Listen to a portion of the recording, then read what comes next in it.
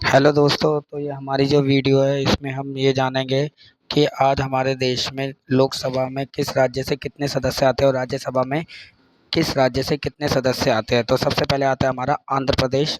आंध्र प्रदेश में अगर देखी जाए तो लोकसभा की 25 सीटें हैं जबकि राज्यसभा की 11 सीटें हैं।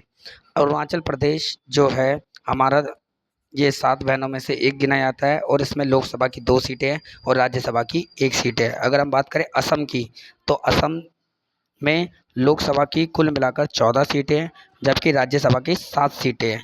अगर हम बात करें बिहार की, तो बिहार में लोकसभा की 40 सीटें यानी उत्तर प्रदेश से आधी सीटें और राज्यसभा की 16 सीटें हैं। अगर हम बात करें छत्तीसगढ़ की, तो छत्तीसगढ़ से 11 सदस्य आते हैं लोकसभा में और 5 सदस्य आते हैं हमारे राज्यसभा में। अगर हम बात करें गोवा की, तो गोवा में लोकसभा की 2 सीटें हैं और राज्यसभा की 1 सीट है। गुजरात की बात करें तो गुजरात में लोकसभा की 26 सीटें हैं जबकि राज्यसभा की 11 सीटें हैं। हरियाणा की बात करें तो हरियाणा में लोकसभा की 10 सीटें हैं और राज्यसभा की 5 सीटें हैं। हिमाचल प्रदेश देवभूमि, जिसमें लोकसभा की 4 सीटें हैं और राज्यसभा की 3 सीटें हैं।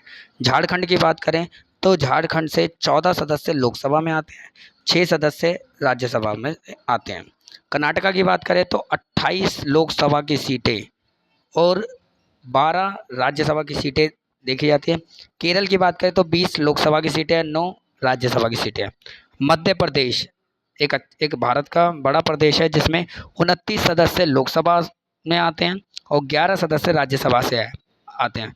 महाराष्ट्र की बात करें तो भारत का दूसरा सबसे बड़ा राज्य है जहाँ से इतने बड़ी सदस्य संख्या आती है। 48 सदस्य महाराष्ट्र से आते हैं लोकसभा में और राज्यसभा में कुल मिलाकर 19 सदस्य आते हैं। अगर हम बात करें मणिपुर में, तो मणिपुर में 2 सदस्य आते हैं लोकसभा में, राज्यसभा में आते हैं 1 सदस्य। मेघालय की बात करें तो मणिपुर की तरह ही है, 2 सदस्य आते हैं लोकसभा से, राज्यसभा से आता है 1 सदस्य। मिजोरम की बात करें तो लोकसभा में 1 सदस्य है, राज्यसभा में 1 सदस्य है। अगर हम बात करें नागालैंड की, तो नागालैंड में भी 1 सदस्य लोकसभा से आता है और 1 सदस्य राज्यसभा से आता है। अगर हम बात करें ओडिशा की, तो 21 लोकसभा की सीटें हैं और 10 राज्यसभा की सीटें। पंजाब की बात करें तो 13 लोकसभा की सीटें और 7 राज्यसभा की सीटें हैं। राजस्थान की बात करें तो 25 लोकसभा की सीटें हैं और 10 राज्यसभा की सीट है। सिक्किम की बात करें तो भारत का काफ़ी छोटा प्रदेश है, 1 लोकसभा की सीट है और 1 राज्यसभा की सीट है। तमिलनाडु की बात करें तो 39 लोकसभा के सदस्य हैं और 18 राज्यसभा के सदस्य हैं। इसके अगर बात की जाए तेलंगाना की, तो तेलंगाना में लगभग 17 सीटें लोकसभा से आती है, 7 सदस्य जो है वो राज्यसभा से आते हैं। त्रिपुरा की बात करें तो 2 सीटें लोकसभा से आती है, राज्यसभा की 1 सीट होती है। उत्तराखंड देवभूमि की बात करें तो 5 सीटें लोकसभा में, राज्यसभा में 3 सीटें हैं। उत्तर प्रदेश की बात करें जो भारत का सबसे बड़ी जनसंख्या वाला प्रदेश है, वहाँ पे 80 सीटें लोकसभा की हैं और 31 सीटें राज्यसभा की है। और पश्चिम बंगाल की बात करें तो 42 लोकसभा की सीटें और 16 राज्यसभा की सीटें हैं। अब हम बात करेंगे भारत के राज्य के बाद आता है हमारा केंद्र शासित प्रदेश, जिसमें अंडमान निकोबार में लोकसभा की 1 सीट है और राज्यसभा का इसमें एक भी सदस्य नहीं आता है। अगर हम बात करें चंडीगढ़ की, तो चंडीगढ़ में भी लोकसभा की 1 सीट आती है, राज्यसभा का कोई इसमें सदस्य नहीं आता है। दादरा और नागर हवेली जो है उसमें लोकसभा का 1 सदस्य आता है, राज्यसभा की कोई सदस्य नहीं आता है। अगर हम बात करें दमन और दीव की, तो इसमें भी लोकसभा का 1 सदस्य आता है, राज्यसभा कोई सदस्य नहीं आता है। अब हम बात करें दिल्ली राष्ट्रीय राजधानी क्षेत्र दिल्ली की, तो दिल्ली में लोकसभा की 7 सीटें और राज्यसभा की 3 सीटें हैं। और अगर हम बात करें लक्षद्वीप की, तो यहाँ पे लोकसभा की 1 सीट है, राज्यसभा की 1 भी सीट नहीं है। पुदुचेरी की बात करें तो लोकसभा की 1 सीट है और राज्यसभा की भी 1 सीट है।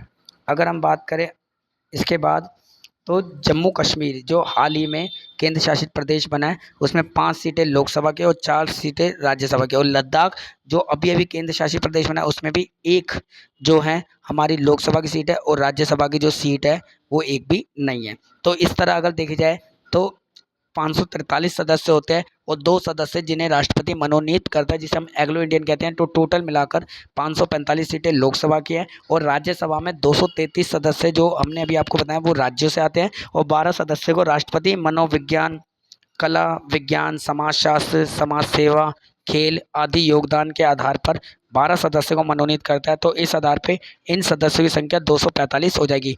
तो कुल मिलाकर लोकसभा की 545 सीटें हैं और राज्यसभा की 245 सीटें हैं। इसमें लोकसभा और राज्यसभा में अनुसूचित जाति और अनुसूचित जाति के लिए भी उनकी जनसंख्या के अनुपात में सीटें आरक्षित की गई है। अगर हम बात करें अनुसूचित जाति की सीटों की, तो अनुसूचित जाति के लिए 84 यानी 84 सीटें आरक्षित की गई लोकसभा में, और जबकि अनुसूचित जनजाति यानी एसटी के लिए 47 यानी 47 सीटें आरक्षित की गई हैं। तो आपको उम्मीद है ये बात समझ आई होगी कि किस राज्य से कितने सदस्य हमारे लोकसभा या राज्यसभा में आते हैं और किस राज्य का क्या प्रतिनिधित्व है।